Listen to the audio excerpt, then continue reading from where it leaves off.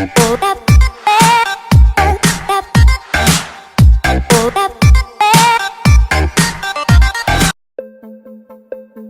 жыл мурун куураган чөл болсо, а бүгүн эң ири мегаполистердин бирине айланган Дубай жөнүндө сөз кылабыз.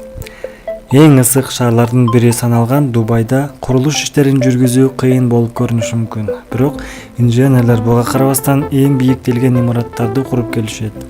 Ал эми азыр болсо инженерлер ушул шартта курулуш иштерин жүргүзүп, ушул күндүн аптабынан сактоо үчүн кандай амалдарды ойлоп табышкандыгы туурасында маалымат алабыз.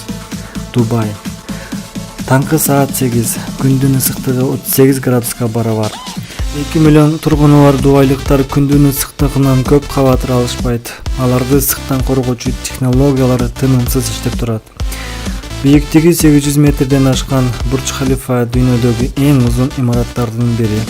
Сырты айнек менен капталган бул имараттын ичине бир эле убакытта 35 миңден ашык адам батат.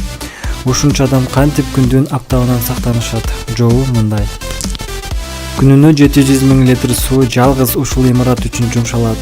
40 жыл мурун мындай технологияны элестетүү мүмкүн эмес эле. Бул шаарда агым да, өзөн да жок. Жамгырда сейрек жайт. Бирок Дубайда суу жеткиликтүү.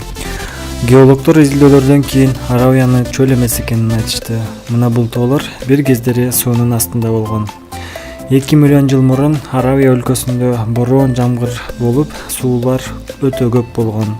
Андан бери убакыт өтүп, күндүн катуу ысыганынан улам суулар тартыла баштаган. Бурдж-Халифа имаратынын суу менен камсыздоо үчүн бир гана насостун күчү жетпейт. Ары кооптуу мындай бийиктикке суу айдоо үчүн өтө кысым жогору болуу керек. Ошондуктан алар мындай жолун ойлоп табышкан. Алгач 40-кабаттагы резервуарга суу толтурулат. Андан ушул эле көрүнүш кайталана отуруп, имараттын эң башына чейин жеткизилет. Ушул имаратта 700 миң литр суу бир эле күнгө жетет. Ушул эле технология калаанын бардык имараттарында колдонулат.